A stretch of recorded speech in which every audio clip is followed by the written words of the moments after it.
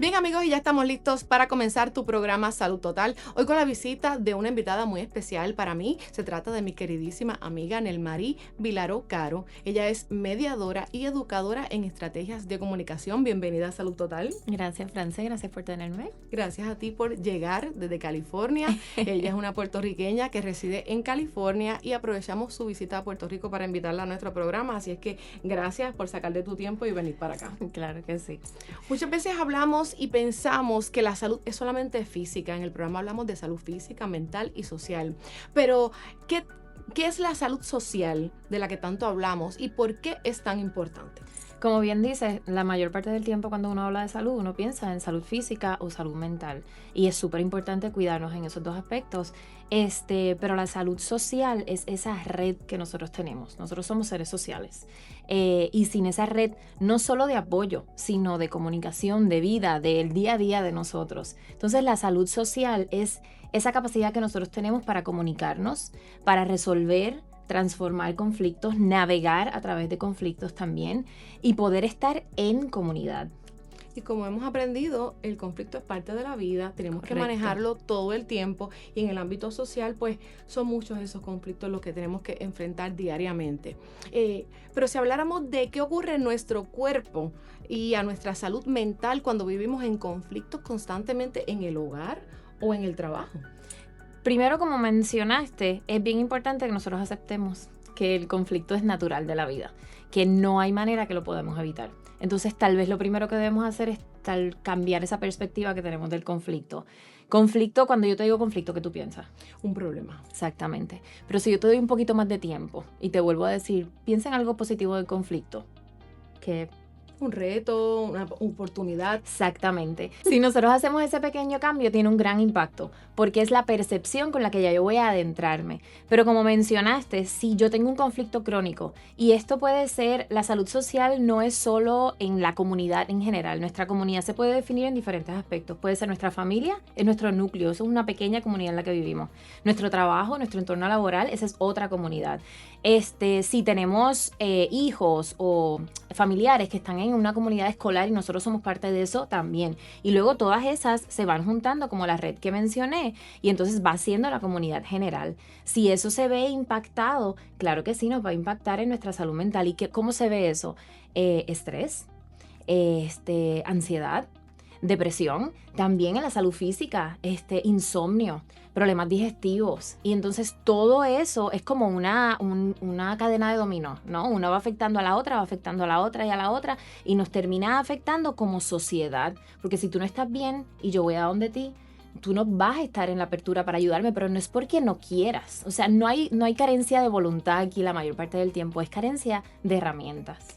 Y precisamente cuando entramos en un conflicto y recordamos esto que nos dicen desde pequeños, no, que tienes que dejar el problema en tu casa y llegar a tu trabajo o al lugar que sea con ese conflicto engavetado. Eso no pasa, eso no es la realidad. Eso no. Y tampoco las otras personas saben por qué actuamos de X manera porque no saben el problema que una persona tuvo. Correcto. Háblame sobre eso. Pues mencionaste algo muy importante, que es el ciclo del conflicto. Si nosotros, como tú dices, engavetamos o lo ponemos hacia un ladito, realmente no estamos afrontando el conflicto. Y yo ahorita mencioné 3 cosas diferentes, que fue navegar el conflicto, transformar el conflicto o resolverlo. Sí hay veces que un conflicto se resuelve, pero la verdad es que si no navegamos a través de él y no lo transformamos, va a estar echadito a un lado, pero ese conflicto no va a haber desaparecido. Entonces va a pasar algo en tu vida que te va a hacer recordar ese momento y entonces va a crear todas estas cosas físicas, emocionales que hemos estado hablando y también nos va a hacer más reactivos.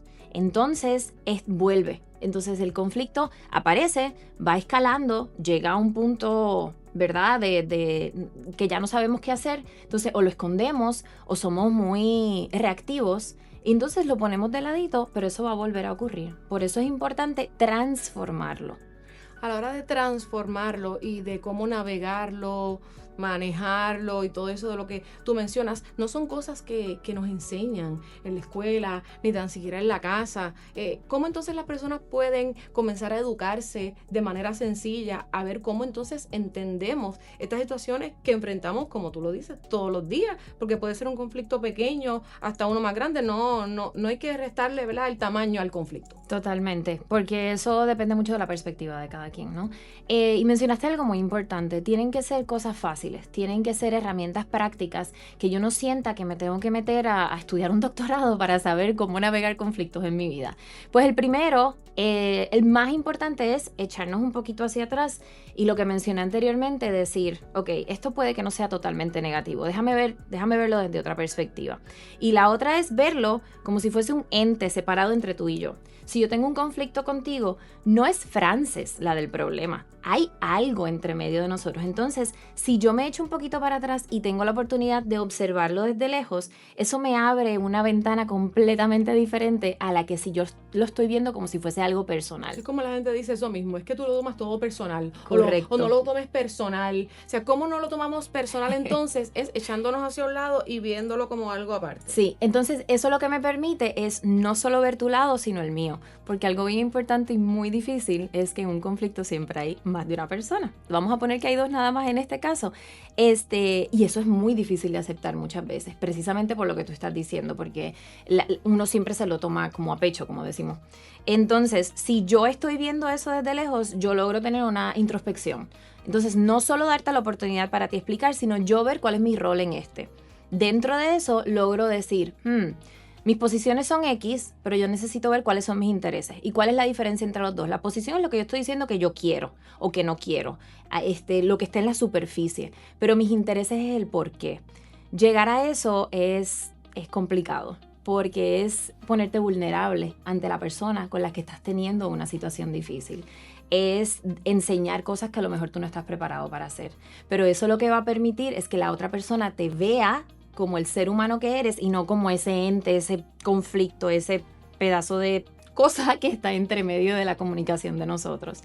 Entonces, cuando yo hago eso hacia adentro, me da la capacidad de hacerlo contigo también. Oye, si ella está diciendo esto aquí en la superficie, a lo mejor hay algo aquí abajo. Y los intereses van atados a necesidades básicas, a una necesidad de reconocimiento, a una necesidad de pertenencia, a una necesidad de sentirme como parte de una comunidad, a sentirme valorada, a sentirme escuchada. Son cosas muy básicas realmente. Todo esto que estabas mencionando, que cuáles son las herramientas, son cosas de verdad muy básicas, pero como tú dices, no nos enseñan. Entonces lo que nosotros vamos agarrando es la manera del otro de reaccionar o de actuar. Otra herramienta muy importante, una vez podemos hacer ese paso hacia atrás, es escuchar activamente a la otra persona.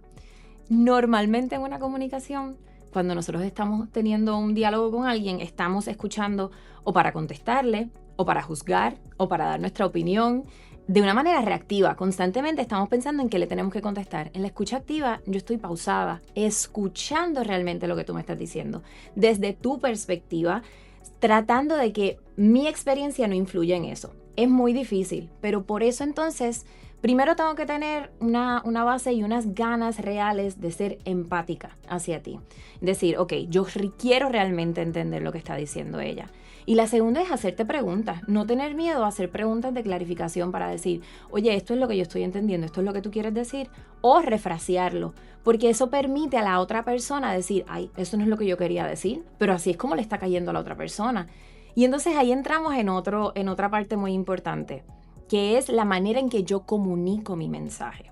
Entonces, tenemos como yo lo voy a escuchar, ¿verdad? Que estoy pidiendo apertura, que estoy dando apertura a la otra persona, pero cómo yo voy a comunicar ese mensaje es muy importante. Y aquí entra la diferencia entre la intención y el impacto. Mi intención puede ser no herirte, pero por tu experiencia, algo que a ti te recuerde lo que está pasando entre nosotros, a algo que fue terrible en tu vida o que simplemente no te gusta, eso ya va a hacer que tú reacciones de otra manera. Entonces, si yo sé esa parte o si soy capaz de comunicarte eso, también va a cambiar la manera en que yo estoy respondiendo a eso a ti. Así que nosotros estar conscientes de que la intención que tenemos en algo que comunicamos no siempre va a caer de un impacto en el que estamos esperando y también estar abiertos a eso. Ahora, Yo, como persona recibiendo ese mensaje, tengo que ser responsable de mis emociones. No querer decir, oye, tú te lo coges personal. No, entender que es que sí está teniendo un impacto para mí, pero yo soy responsable por eso. Yo no te puedo echar la culpa a ti por algo que tú me dijiste. Suena complicado porque no es nuestro día a día, pero practicarlo poquito a poquito, y aunque suene contradictorio, es más fácil practicarlo con personas que no conocemos. Así que si tú vas al supermercado y pasó algo con la persona que te está cobrando, trata de practicarlo ahí antes que con alguien en tu casa. Porque con la persona en tu casa tienes más confianza. Y sabes dónde, claro, por dónde agarrar a esa persona. Y la otra persona también sabe por dónde agarrarte a ti. Porque aquí esto es receptor y emisor. Has dicho tantas cosas, pero quisiera ir poquito a poco para que me profundices en algunas de las que mencionaste. Por ejemplo, hablas de esa apertura y de esa vulnerabilidad de la que uno, ¿verdad?, tiene que entrar para mejorar y manejar ese conflicto de una mejor manera. Pero también muchos nos han enseñado de que no mostremos nuestra vulnerabilidad, porque entonces la otra persona se puede agarrar de allí o utilizarlo en nuestra contra, y entonces mejor no demuestro cuáles son mis vulnerabilidades para no salir perjudicado. Eso es un detalle que las personas entonces tienen eso en la mente. ¿Cómo sacamos eso de la mente de que ser vulnerable no es malo? La primera es, yo creo, regresando a la definición de conflicto. Porque yo creo que cuando estamos cuando tenemos la definición negativa del conflicto, siempre vamos a querer ganar. Si lo cambiamos y lo vemos como una oportunidad, oye, y hay situaciones y situaciones, hay conflictos que sí van a tener un peso negativo, pero si nosotros tratamos de ver, sin conflicto realmente, mira, sin conflicto no tendríamos electricidad, sin conflicto no tendríamos esta posibilidad de tener este programa, sin conflicto no hubiese avances en la tecnología, en la ciencia. Si nosotros tratamos de poquito a poco cambiar esa percepción, eso es lo primero que tenemos que hacer. Y lo segundo es entender que la otra persona se siente igual que nosotros, que esa vulnerabilidad a la que le tenemos miedo, la otra persona está en el mismo juego que nosotros. O sea, estamos juntos caminando en paralelo, y lo que queremos es, no necesitamos caminar juntitos, pero caminando en paralelo hacia un mismo fin, que es esa comunidad estable. Eso, la verdad es que también requiere un cambio cultural, y es una apertura de cada individuo. Antes de que sea capaz de ser un cambio en sociedad, yo tengo que querer realmente, de manera intencional, cambiar mi manera de afrontar y de navegar los conflictos. Y nuevamente no es fácil. Yo no estoy diciendo que esto es fácil ni que va a ser una utopía, porque nuevamente no existe una sociedad sin conflicto. Pero lo importante es saber navegarlo, saber manejarlo, tú estar bien contigo y cómo tú estás afrontándolo. Yo creo que esa parte también es muy importante. Nosotros hacer un poquito de trabajo con nosotros mismos y qué es lo que nosotros queremos. ¿Qué nosotros necesitamos de esta conversación que estoy teniendo? ¿Qué es lo que yo estoy buscando? Entonces, si yo estoy clara en eso, tratar de comunicarlo de la manera más efectiva para que la otra persona lo entienda, y también estar abierto a que el mensaje no está llegando de la manera que tiene que estar llegando, así que a lo mejor lo voy a tener que cambiar un poquito. Es cuestión de, como quien dice, utilizar también la creatividad, que eso es otro tema del que hemos hablado, ¿verdad?, anteriormente, el manejo creativo de los conflictos. Claro. El punto es que hay conflictos que son parte de la vida, que tenemos que manejarlo y buscar la forma de no verlos tan de manera negativa. Así es que hay que seguir educándonos. Yo creo que hay mucho espacio todavía para seguir buscando información, para mejorar nosotros mismos, y luego entonces con las personas que vayamos a tener que manejar los diferentes problemas. Así es que muchísimas gracias, Nelma, por esta información. Creo que falta mucho todavía de qué conversar. El tiempo es un conflicto en este programa. No tenemos el tiempo suficiente, pero más adelante en tu próxima visita a Puerto Rico, sabes que tienes otra cita con nosotros. Gracias, aquí en Salud Total. Así es que ahora nosotros continuamos con más. Salud Total.